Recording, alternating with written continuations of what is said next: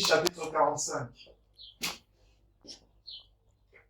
La parole que Yirméa, le prophète, dit à Baruch, fils de Néria, lorsqu'ils écrivaient dans un livre ces paroles, de la bouche de Yirméa, la 4e année de Joachim, fils de Yoshia, roi de Yehuda. Il dit, ainsi parle Yahweh, l'Élohim d'Israël, sur toi, Baruch, tu dis malheur à moi. Maintenant, car Yahweh ajoute la tristesse à ma douleur. Je me suis lassé de mon gémissement et je ne trouve pas de repos.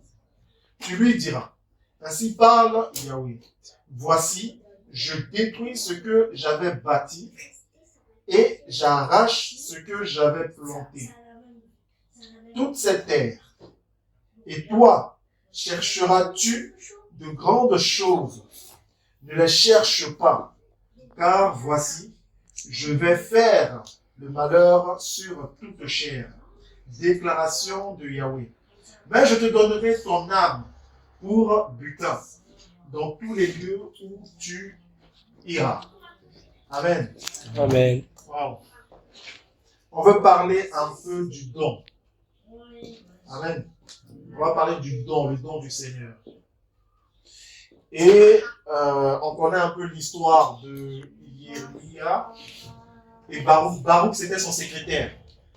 C'est-à-dire que quand Yirméa recevait une parole du Seigneur, il disait à Baruch de l'écrire en fait. Et il écrivait, et parfois il pouvait aller sur les places pour pouvoir lire tout ce que Jérémie lui a dicté de la part du Seigneur. Amen. Et on connaît un peu tous l'histoire de Jérémie, comme je disais, Jérémie, Yirméa.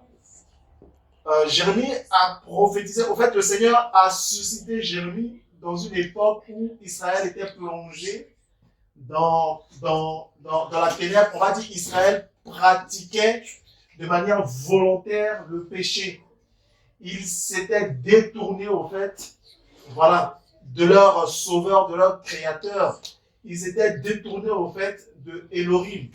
Vous voyez, l'Elohim d'Abraham, l'Elohim de Yitzhak, l'Elohim de Jacob, l'Elohim de leur père. Ils s'étaient détournés pour aller vers des Balaïm, pour aller vers des Asherah, Astarté, pour aller vers d'autres divinités, vers Moloch, tout ça au fait. Vous voyez, ils se sont détournés au fait. Et c'est dans cette période sombre, voilà, de Israël que le Seigneur suscite Yirméa. Il le suscite au fait pour révéler au fait la pensée, le cœur du Seigneur et révéler les mauvaises actions des élites et du peuple d'Israël au fait. Yirméa, comme vous pouvez le savoir, est aussi, on va dire, un prototype au fait, voilà, de Yeshua. Vous voyez? Donc, il est venu à un moment, au fait, le Seigneur l'a suscité à un moment précis. Vous voyez? Où Israël était en train de se détourner du Seigneur.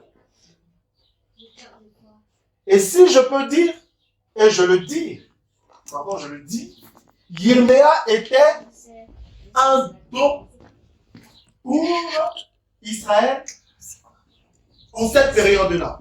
Je ne sais pas si on m'a compris. On m'a compris? Yirméa était un don. Vous voyez? Il était un don. Le Seigneur l'a suscité. Il dit, avant que tu ne sois formé dans le sein de ta mère, je te connaissais et je t'ai établi prophète des nations. Donc le Seigneur l'avait déjà préparé. Le Seigneur savait qu'à cette période-là, Israël allait se détourner de lui. Donc, tellement que le Seigneur aimait son peuple, il a dit, je vais leur susciter un prophète.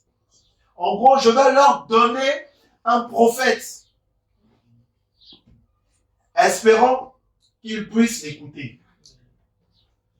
Et le Seigneur suscite Yirméa, lui donne des paroles.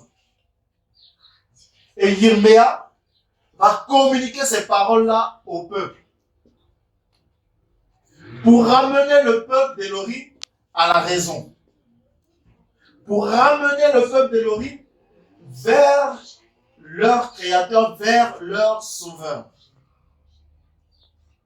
Mais leur cœur était tellement mauvais, leur cœur était tellement attaché aux choses impures qu'ils ont rejeté les paroles du Seigneur, qu'ils ont rejeté même Jérémie, qu'ils ont rejeté Yirméa. En gros, ils ont rejeté le don du Seigneur. Et cette histoire-là se répète aussi à notre époque, ou je dirais se répète à notre génération. Voilà pourquoi la Bible nous dit dans Jean 3,16, car Elohim a tant aimé le monde qu'il a donné son Fils unique, afin que quiconque croit en lui ne périsse pas, mais qu'il ait la vie éternelle. En notre période aussi, le Seigneur a envoyé Yeshua. Il a donné son Fils, c'est un don. Il nous l'a donné parce que le monde est plongé dans la ténèbre, le monde est plongé dans tout ce que vous pouvez savoir. Le monde s'est détourné du Seigneur. Et le Seigneur donne son Fils pour nous ramener à la raison, comme il a fait avec Yirmia, comme il a fait avec tous les autres prophètes. En fait, ce que vous devez savoir, à chaque fois que le Seigneur suscite un prophète, c'est un don qu'il fait. Il donne cet homme-là, avec ses paroles. Il donne. Est-ce que vous voyez? Et le Seigneur nous a donné Yeshua, car il a tant aimé le monde qu'il a donné, il a don, il donne, il a donné. Vous voyez, il a donné avec des promesses derrière. Il a donné avec sa parole libératrice, au fait. Avec sa parole qui nous restaure, sa parole qui nous purifie, sa parole qui nous comble, sa parole qui nous éclaire dans la ténèbre ou dans la ténèbre dans laquelle nous sommes. Il a donné tout ça. Mais qu'est-ce que le monde a fait? Le monde l'a rejeté. Le monde l'a méprisé. Vous voyez? Le monde ne l'a pas accepté. On n'a pas accepté sa parole. On n'a pas accepté le don d'Élohim. Le don le plus excellent. Ce don-là était plus excellent que Yirméa. Ce don-là était plus excellent que Ézéchiel. Ce don était plus excellent que tous les prophètes. Ce don était même plus excellent que Moshe. Parce que c'est Elohim lui-même. Il a dit, bon, comme ce sont des hommes, on les a rejetés, c'est pas grave, moi-même je vais venir. Et lui-même il est venu. Est-ce que vous voyez? Lui-même il est venu, et malgré qu'il soit venu, les gens l'ont rejeté. Et ça continue. Les gens continuent de rejeter sa parole. Les gens continuent de le mépriser. Les gens continuent de l'insulter. Le prophète qu'on insulte, il ne dit rien. Les gens continuent de l'insulter. On continue de l'humilier. Pourtant, c'est lui qui nous a créés, c'est lui qui nous a fait. On ne veut rien entendre parler de sa parole. Nous voulons vivre comme nous voulons. Les gens ne veulent pas Yeshua, mais les gens veulent vivre éternellement. C'est pas possible. C'est pas possible. Que ton oui soit oui, que ton non soit non. Si tu rejettes Yeshua, n'espère pas avoir la vie éternelle, en fait. Et si tu l'acceptes, espère avoir la vie éternelle. Même pas besoin d'espérer, tu l'auras. Nous croyons que tu l'auras. Amen. Donc, le Seigneur a été pour nous. Je ne dirais pas a été. Le Seigneur est pour nous un don. Vous voyez? Car il a été donné pour le salut de l'humanité. Pour que je sois éclairé. Ce qu'il faut savoir, c'est que de la même manière que le Seigneur Elohim a mis 2 anges sur le chemin de l'arbre de la connaissance, de l'arbre de la vie, c'est de la même manière là qu'il a caché Yeshua, en fait. C'est de cette même manière qu'il a caché. Il a caché la vie. Et quand les temps ont été accomplis, quand le moment est venu, il a envoyé maintenant son fils.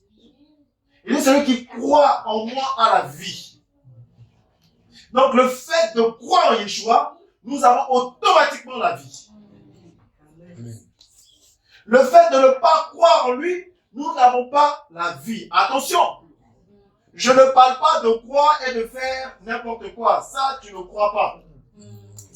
Parce que tout le monde dit, nous on croit en Dieu, nous on croit en Elohim, nous on croit. Je m'en vais à l'église tous les dimanches, ceci, cela. Mais leur vie n'a rien à voir avec la parole du Seigneur. Est-ce que vous voyez? Leur vie n'a rien à voir avec la parole du Seigneur. Leur vie, comment on appelle ça? Témoigne même qu'ils n'ont pas cru en Yeshua. Parce que celui qui croit en Yeshua, celui qui croit en lui, acceptera le don que le Seigneur nous a donné. C'est-à-dire Yeshua lui-même et la parole qui va avec. Et même ses disciples ont dit, sa parole est trop dure. Sa parole est trop dure. Est-ce que vous voyez? Sa parole est trop dure pour l'humain. Mais ceux qui croient en lui, ils vont dire, oui, c'est vrai, sa parole est dure. Mais vous voulez qu'on aille où? C'est la vie. On ne peut aller nulle part. C'est la vie. C'est ça, c'est ce qui nous a été donné. Amen. C'est ce qui nous a été donné. Après, tu vas me montrer.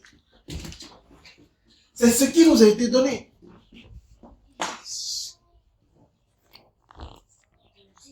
Est-ce que vous voyez? Et il faut que vous sachiez une chose aussi, frère, sœur. Il dira quoi? Il dira, si vous croyez en moi, vous ferez les choses que j'ai faites et vous en ferez des plus grandes. Et il dit, je ne vous appelle plus serviteurs, mais je vous appelle mes amis. Donc, le Seigneur fait de toi, le Seigneur fait de moi un don pour cette génération. Parce qu'il est parti et il dit, allez. Est-ce que vous voyez? Donc, tu es un don à cause de Yeshua pour l'humanité, pour ta génération, pour ta famille, pour là où tu te trouves. Jamais tu dis, je suis un don. Je suis un don.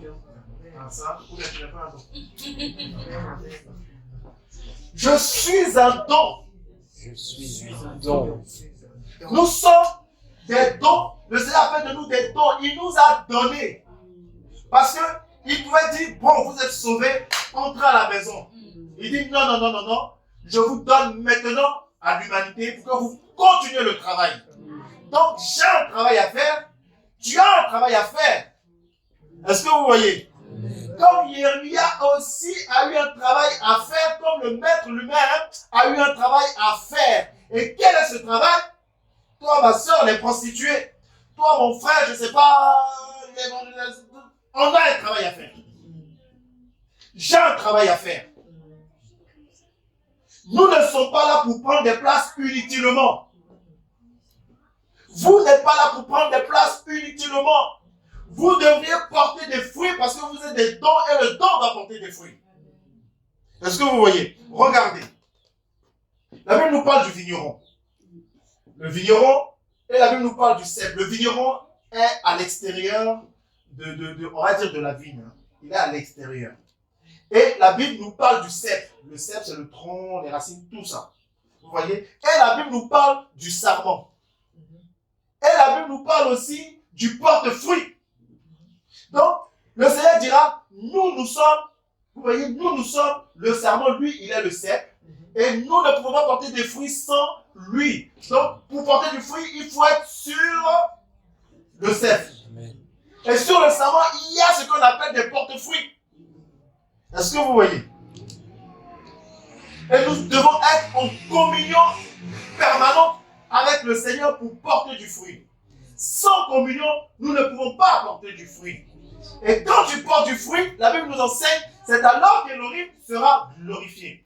Tu ne peux pas voir la gloire du Seigneur si tu ne portes pas de fruit. C'est impossible. Tu veux voir la gloire du Seigneur, il faut porter du fruit. Alléluia. Et cette gloire-là, je ne sais pas si vous me comprenez. Amen. Hein? Cette gloire-là, c'est vrai, elle revient au Seigneur, mais nous pouvons la voir. Mais pour la voir, il faut porter du fruit. Et la semence est comme aussi un don. Je prends la semence, je la mets dans la terre. Est-ce que vous voyez? Et quand je la mets dans la terre, c'est un don que je fais à la terre pour que cette semence s'ensemence pour donner un arbre et par la suite un arbre des fruits. Et ce n'est pas le cep qui porte les fruits, mais c'est le sarment qui porte les fruits. Donc le sarment par Yeshua fait des dons. Et les dons, c'est les fruits. Les fruits à l'humanité. Et par ces fruits, le nom du Seigneur est glorifié. Je ne sais pas si vous comprenez bien. Amen. C'est bon? Vous me comprenez? Frère, nous sommes sur terre comme des dons. Et les dons que nous sommes, nous devons porter beaucoup de fruits. Et ces fruits-là aussi sont des dons pour l'humanité. Qu'est-ce que la Bible nous enseigne? Si ce grain de blé qui est tombé en terre, voyez le don. S'il ne meurt, il ne peut porter beaucoup de fruits. Alléluia. Donc pour porter du fruit, il faut mourir. Il faut mourir. Il faut qu'on t'enterre. Et par la suite, tu vas porter du fruit à la gloire du Seigneur et tes fruits seront des dons pour l'humanité. Alléluia. Le livre que tu es en train d'écrire, tu l'écris dans les coulisses. Personne ne voit, il n'y a que le Seigneur qui t'inspire parce que tu es le sarment qui est sur le cep. Donc tu reçois, tu écris. Mais le résultat là, c'est un fruit. Est-ce que vous voyez? C'est un fruit, et même la Bible dit, c'est un fruit qui va perdurer, c'est une œuvre, mais c'est un fruit aussi qui va perdurer jusqu'à dans l'éternité, jusqu'au retour du Seigneur. C'est un fruit qui est là. C'est pour ça toutes les bonnes actions que nous faisons, toutes les bonnes choses que nous faisons, parce que le Seigneur nous demande de le faire, ce sont des fruits, les conséquences en fait de l'intimité que nous avons avec le Seigneur, parce qu'il a dit, sans le cep, le sarment ne peut pas porter du fruit. Et si le sarment ne porte pas du fruit, il prend la place inutilement, donc du coup il sera coupé. Et jeté au feu, merci. Il sera coupé. Parce qu'il prend de la place inutilement. Et quand tu es coupé comme ça, il y a un autre sarment qui pousse. Voilà. Donc, on n'est pas indispensable. Il faut que l'on sache, nous ne sommes pas indispensables. On peut être disqualifié. Même Paul dit, il dit, je traite durement mon corps afin de ne pas être désapprouvé. Il traite son corps dur. Ça déjà, ça confirme et ça contredit la doctrine des sauvés une fois sauvés pour toujours. Voilà. Voilà, vous avez compris. C'est pas sauver une fois, sauver toujours. Sauver une fois et on persévère. Et même je vais aller encore plus loin. On est sauvé tous les jours. Aujourd'hui, je suis sauvé, merci Seigneur. Demain, le Seigneur me sauve encore. Après demain, le Seigneur me sauve encore. Après demain, le Seigneur me sauve encore. Parce que tu ne sais pas, nous ne savons pas ce que l'ennemi fait dans les coulisses. Nous ne connaissons pas les desseins de Satan. Nous ne connaissons pas. Vous voyez? Donc le Seigneur nous sauve tous les jours. Il te sauve, il me sauve. La conversion, c'est tous les jours. Donc, ce n'est pas sauver une fois, sauver toujours. Sauver une fois, oui, c'est vrai, demain on est sauvé encore. Après, demain on est sauvé encore. Jusqu'à ce que le Seigneur revienne. Et pendant que nous avons ce salut-là, pendant que nous avons l'agneau, nous le mangeons matin, midi, soir, nous le mangeons tous les jours, nous sommes en même temps des dons. Et ces dons seront plus efficaces si nous sommes greffés toujours sur le cep. En dehors du cep, il n'y a pas de fruit. Sur le cep, il y a du fruit. Alléluia. Amen. Et si le cep a été rejeté, ce n'est pas le sarment qui sera accepté. Si le cep a été méprisé, ce n'est pas le sarment qui ne sera pas méprisé. Amen. Amen. Il dit, sans moi, vous ne pouvez pas apporter du fruit. Donc, si nous voulons porter du fruit, si ma vie, il doit y avoir du fruit, il faut que je sois sur le cep. Sur le cep. Yirméa était sur le cep. Les prophètes étaient sur le cep. Voilà pourquoi aujourd'hui matin, nous lisons ce qu'ils ont reçu de la part du Seigneur. Et il y en a beaucoup. Il y a des hommes de réveil qui écrivent des livres, nous lisons leurs livres, nous regardons leurs vidéos, tout ça, et ça nous édifie, ça nous fait du bien. C'est leur fruit, le fruit de leur travail. Ça perdure. Quel est le fruit que tu as? Quel est ton fruit? Les histoires aussi, c'est des fruits. Hein? Et de mauvais. Parler derrière le dos de quelqu'un, c'est des fruits. Insulter quelqu'un, c'est des fruits. Mais ceux qui pratiquent ça ne sont pas sur le cep. Est-ce que vous voyez? Le Seigneur dira, l'arbre est bon. Si l'arbre est bon, automatiquement il va produire de bons fruits. Si l'arbre est mauvais, il ne produira que des mauvais fruits. Vous voyez? Il ne produira que des mauvais fruits. C'est impossible qu'un arbre qui est mauvais produise de bons fruits. C'est impossible. C'est impossible. Mais l'arbre qui est bon, et pour que l'arbre soit bon, ça veut dire que le vigneron en a pris soin. Amen. Il est tombé dans la bonne terre. La Bible nous parle de l'olivier franc et de l'olivier sauvage. Je sais ce qu'est l'olivier. Amen. Amen. Je suis sur quel olivier? Je suis sur quel arbre? Je suis sur le cep Yeshua ou je suis sur voilà, autre chose.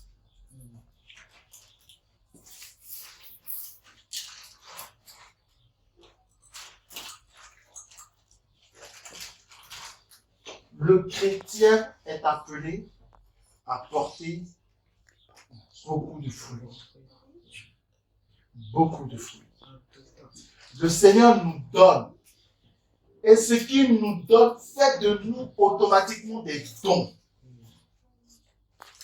Amen. Qu'est-ce que tu as comme don? La parole de connaissance? Eh bien, sache une chose, que cette parole de connaissance fait de toi un don. Parce que il faut que tu l'utilises correctement pour que la personne qui sera devant toi soit aussi touchée et bénéficie de ce fruit-là et glorifie le nom du Seigneur. Et non toi. Quel instrument? Mais glorifie le nom du Seigneur. Voilà pourquoi le Seigneur dit celui qui portera beaucoup de fruits. C'est quand vous allez porter beaucoup de fruits, c'est là que je serai glorifié. Amen. C'est pas qu'on va venir chanter Seigneur, tu es glorifié. C'est vrai, on sait qu'il est glorifié. C'est pas ça. Mais c'est qu'on va porter du fruit. Tu veux voir la gloire du Seigneur? Je reconnais que tu peux tout, etc., etc. Seigneur, fais-moi voir ta gloire. Mais quel fruit tu portes pour pouvoir voir la gloire du Seigneur? Comme notre sœur a dit, quelle discipline tu t'imposes pour pouvoir voir la gloire du Seigneur? Au lieu de prier, ça passe le temps au téléphone à raconter du n'importe quoi. Quelle gloire tu vas voir? Au fait, tu ne peux que espérer au fruit de tes ragots au téléphone. Tu ne peux pas voir la gloire du Seigneur. C'est pour ça qu'il faut se battre nuit et jour. Oh oui, parce que l'ennemi ne veut pas que nous persévérons dans la présence du Seigneur. Il ne veut pas que nous soyons toujours greffés sur l'olivier franc. Il ne veut pas que nous soyons ces sarments toujours sur le cep. Il ne veut pas. Donc, il va nous distraire de toutes sortes de manières. Il va nous distraire à gauche, il va nous distraire à droite, il va nous distraire devant, il va nous distraire comme pas possible. Maintenant, c'est à nous de ne pas tomber dans la distraction de l'ennemi. C'est à nous d'être toujours en connexion avec le Seigneur. Et non en connexion avec des hommes. Amen. Oui. Il ne doit pas y avoir entre moi et le Seigneur un homme. Il ne doit pas avoir entre toi et le Seigneur un homme. Ça doit être une connexion directe. On va passer à gauche. Direct. Elle est meilleure la connexion. Regardez. Quand Free est sorti, ils n'avaient pas d'antenne relais. Ils étaient obligés de passer par Orange. Je vous laisse imaginer les communications. Allô? Ah, j'étais où? Oh, j'ai que une barre. Mais quand tu es sur Orange, les barres sont pleines, ça passe. Fiou. Connexion directe, c'est eux qui sont prioritaires. Mais toi, tu passes par l'homme. Tu n'es plus prioritaire. C'est lui qui passe directement là qui est prioritaire. J'espère que vous avez compris mon image. Oui, bien sûr. Amen. Amen. Regardez, il y a même une image que le Seigneur m'a donnée. Le Seigneur me faisait comprendre comment,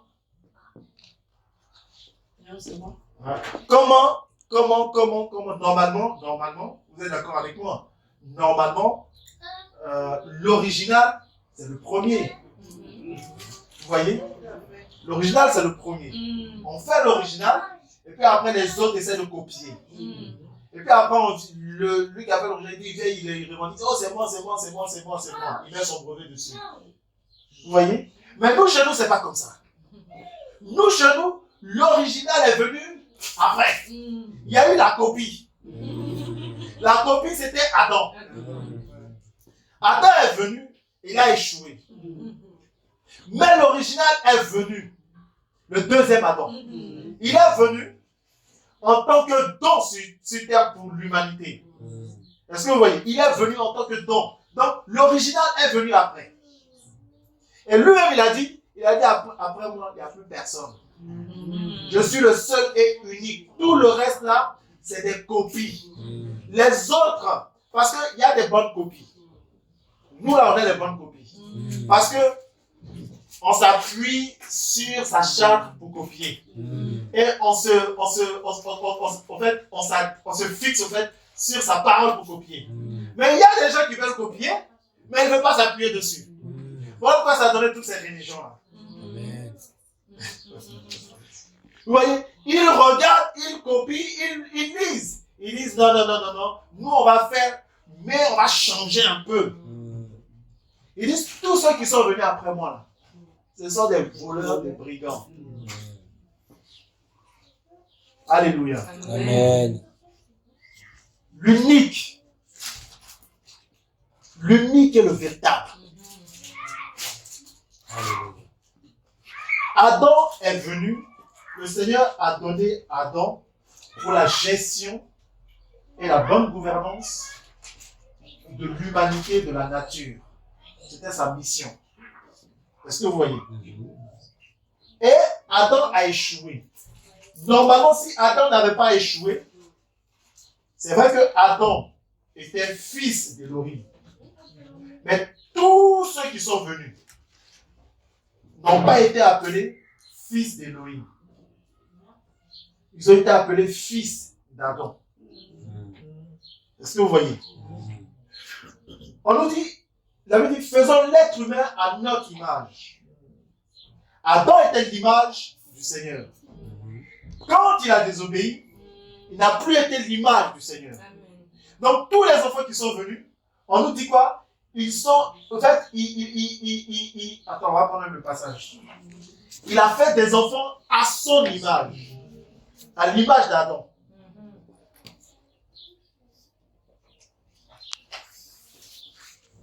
Genèse, chapitre 5.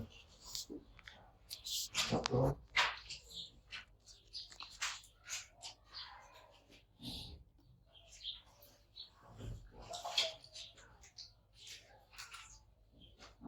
Genèse chapitre 5, à partir du premier verset. Il dit, voici, C'est bon, tout le monde y est. Hein? Voici le livre de la généalogie d'Adam. Depuis le jour où Elohim créa l'être humain, il le fit à la ressemblance d'Elohim. Donc Adam était à la ressemblance d'Elohim. L'être humain, l'homme et la femme étaient à la ressemblance d'Elohim.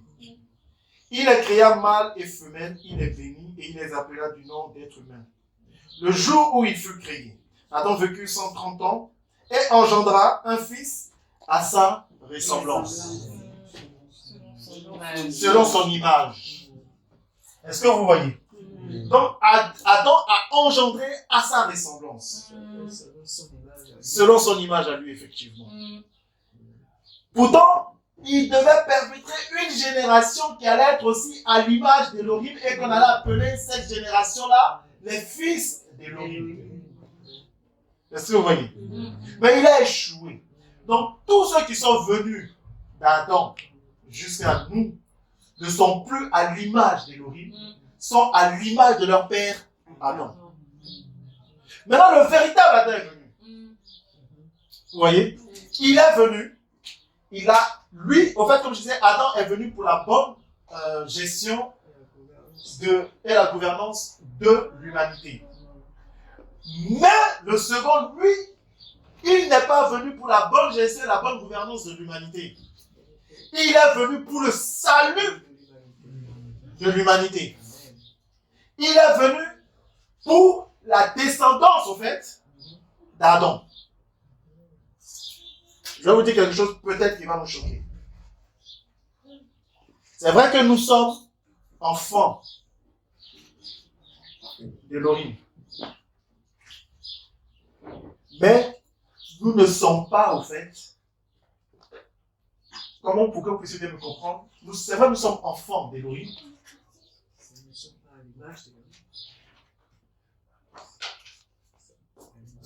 Attends. Parce que la Bible nous, le Seigneur nous a promis des corps glorieux. Et c'est quand nous aurons ces corps glorieux-là, c'est là où nous serons véritablement des fils et des filles d'Elohim. Et là, il n'y aura même plus de sexe, on sera asexué. Vous voyez? Alléluia. Amen. Nous sommes les disciples du Seigneur, c'est vrai. Mais nous courons vers la perfection. Et quand nous allons atteindre la perfection, ça veut dire que ce corps-là ne sera plus, n'existera plus. On sera pas. Comme je disais la dernière fois, vous imaginez une vie sans péché. Tu ne penses même plus. Oh, lui là, il m'a fait du mal. Oh, c'est fini. Amen. C'est fini tout ça. Vous imaginez?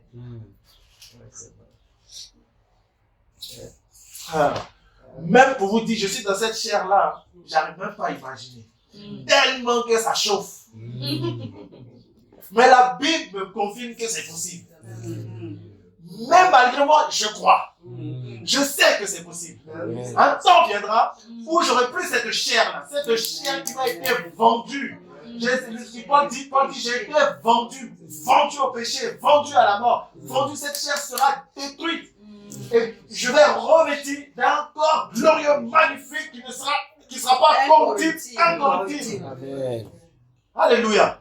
Incorruptible, l'ennemi, même quand Satan sera lié, il ne pourra pas, parce qu'on sera sur terre pendant 1000 ans, il ne pourra pas me séduire. Il ne pourra pas nous séduire. Nous qui allons nous battre, nous qui allons persévérer, nous qui allons porter des fruits, Satan ne pourra pas nous séduire. Et pendant ces 1000 ans, laissez-moi vous annoncer encore une bonne nouvelle. Tes œuvres seront toujours là. Alléluia. Tes œuvres seront toujours là. Et je vais nous dire que nos œuvres continuent de parler devant le Seigneur. Quand je fais quelque chose pour le Seigneur, elles parlent. Ces choses parlent devant le Seigneur. Alléluia. Amen. Quand le Seigneur me dit, mets en place un orphelinat, je mets en place cet orphelinat-là. Les âmes qui sont sauvées, les orphelins qui sont aidés ici et là, parlent pour moi devant le Seigneur. À cause du sang de l'agneau, à cause de l'amour du Seigneur, à cause du don du Seigneur.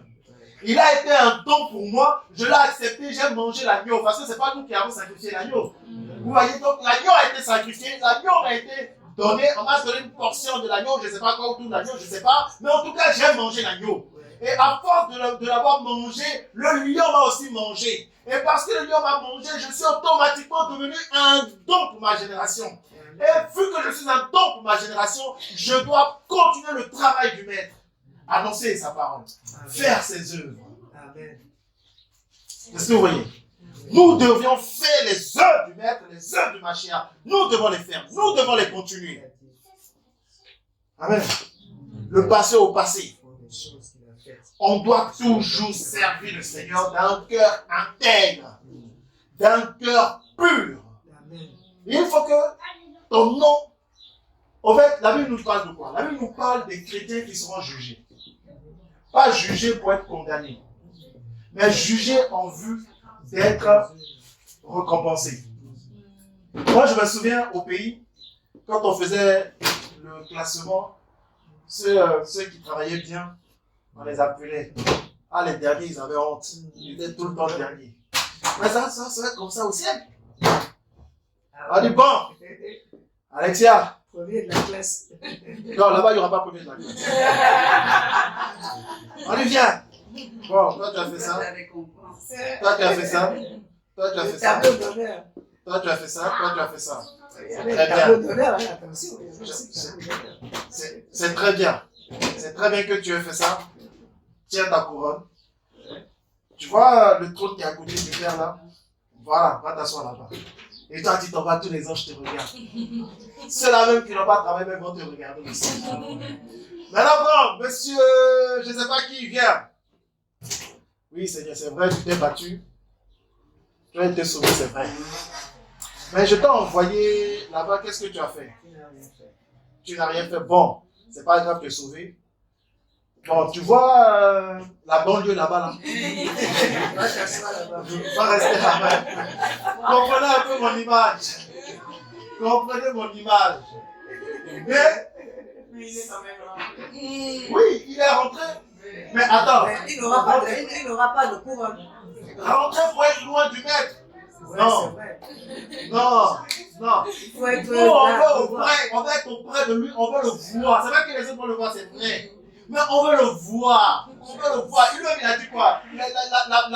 La mère comment on appelle ça, de Jean et comment on appelle ça, de Jacques est partie voir le Seigneur. Il dit, quand tu vas partir au ciel là, que mon enfant va donner à ta droite, l'autre à ta gauche, qu'est-ce qu'il a dit? Il a dit non. C'est pas moi, effectivement, c'est pas moi qui vais décider. C'est réservé ceux à qui c'est réservé. Amen. Frère, battons-nous pour être sur la gauche, sur la droite. Battons-nous. Je dois me limiter seulement à quoi au Seigneur Yeshua. On doit se battre parce qu'il faut être à côté. Ah, vous imaginez son parfum. Ah, il faut être à côté. Parce que quand tu es à côté, regardez, hein, on nous parle au fait, selon la tradition hébraïque, on nous parle au fait quand on dit le disciple que Yeshua aimait. Comprenez le langage, c'est une position. Oui. C'est une position en fait. Parce que chez les Hébreux, il y avait la position, en plus, on le voit dans l'histoire de Yosef. Quand ses frères sont venus, il les a positionnés selon leur âge en fait. Donc il y a la position de l'aîné, il y a la position de tous les enfants jusqu'au dernier. Et c'était uniquement le dernier qui devait poser la tête sur le sein du Père. Voilà pourquoi on dit le disciple que Yeshua aimait. Et le dernier, c'était Yohanan, c'était Jean. Voilà pourquoi les disciples ont dit, pose-lui la question, c'est qui va le traiter? Pose-lui. Parce que c'était le petit qui avait le droit à la parole. Est-ce que vous voyez? Comme Yosef, il était avec ses frères ne parlaient pas. C'est lui qui était là qui parlait, qui a commencé à raconter ses songes, et ses frères étaient fâchés. Et le père l'a repris. Jacob l'a repris. Frère, soyons à côté. Donc soyons alors les plus petits. Hein. Justement, en plus il le dit. Il dit, soyez comme des enfants. Parce que si je suis un enfant, je vais poser ma tête sur le sein. Moi, je vais être la plus petite. Vous voyez, soyons comme des enfants. Parce que si nous sommes comme des enfants, bien évidemment, on va poser notre tête sur son sein, on va entendre le battement de son cœur, et quand son cœur bat, ça bat d'amour. Amen. C'est beau, c'est magnifique. Oui, C'est pour ça que je dis, battons-nous pour la vie. oui. Battons-nous. Que les violents, ça va Et pas. avant de partir, il faut que tu travailles, il faut que tu fasses quelque chose. Parce que si le Seigneur ne voulait pas que tu fasses des choses, il allait te prendre comme le brigand à la croix. Il est mort, ils l'ont pris, il est parti. Lui, il n'a rien fait. Mais moi, je suis encore vivant. Je dois faire des choses. On doit faire des choses. Voilà pourquoi je disais hier, si vous avez des choses à cœur, frère, ça veut dire que le Seigneur veut vous bénir, ça veut dire que le Seigneur veut, comme on appelle ça, veut vous donner une position au ciel. Ne laissez pas les gens le faire pour vous. Faites-le. Et nous, on va vous suivre. Et quand il y aura la récompense, c'est vous qui allez avoir la récompense. Et nous aussi, on aura la récompense derrière. Mais vous, vous allez avoir la récompense parce que c'est vous qui avez reçu. Est-ce que vous voyez? Voilà pourquoi moi, quand je reçois quelque chose, je le mets en place, je le fais parce que je sais qu'il y a ma récompense au ciel. Donc toi aussi, si tu reçois quelque chose, il faut que tu le fasses parce qu'il y a ta récompense au ciel. Vous voyez? Ne laisse pas quelqu'un d'autre prendre ta récompense. Si j'ai reçu d'aller évangéliser la vie, il faut que j'y aille. J'en parle, celui qui va saisir, saisira. Celui qui ne saisira pas, ne saisira pas. Mais moi, je l'ai reçu, donc je m'en vais parce que j'ai la récompense au ciel. Est-ce que vous voyez? Je dois mettre en place, je ne sais pas, une mission dans un pays pauvre. Celui qui entend, qui veut me suivre, il me suit. Celui qui ne veut pas me suivre, il me suivra. Même moi qui ai reçu, j'aurai ma récompense au ciel.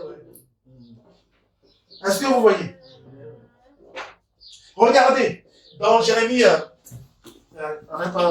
Jérémie 45, qu'est-ce que le Seigneur dit à Baruch? Il dit au verset 5,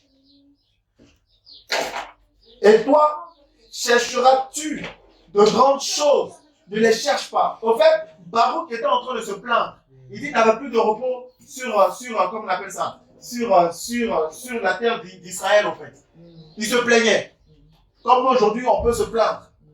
Et par la suite, le Seigneur lui dit, et toi chercheras-tu des grandes choses? Je vais détruire la terre. Tu es là encore en train de chercher des choses.